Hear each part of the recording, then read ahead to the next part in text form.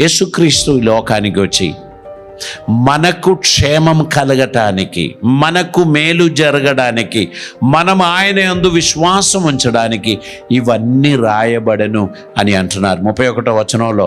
మరియు అనేకమైన ఇతర సూచక క్రియలు యేసు తన శిష్యుల ఎదుట చేసెను. అవి గ్రంథమందు రాయబడి ఉండలేదు గాని యేసు దేవుని కుమారుడైన క్రీస్తు అని మీరు నమ్మినట్లును, నమ్మి ఆయన నామమందు జీవము పొందునట్లును ఇవి రాయబడెను.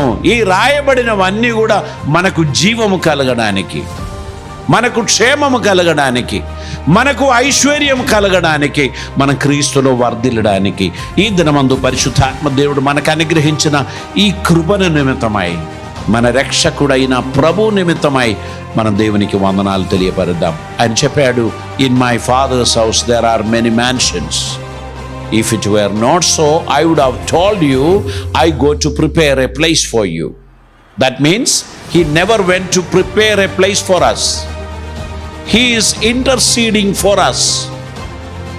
ఆయన మన కొరకు స్థలం సిద్ధపరచడానికి వెళ్ళలేదు కానీ ఈరోజు మన కొరకు ఆయన విజ్ఞాపన చేస్తున్నాడు.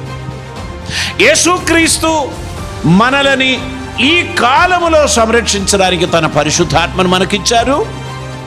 ఈ జీవితం ముగించినప్పుడు నాతో యుగ యుగములు నివసించడానికి మీ కొరకు స్థలం కూడా సిద్ధమై ఉన్నది అని ప్రభు అంటున్నారు. గనక దిగులు లేకుండా ఈ లోకంలో జీవించడానికి దేవుడు మనకిచ్చిన ఈ ఆపర్చునిటీని సద్వినియోగం చేసుకుందాం.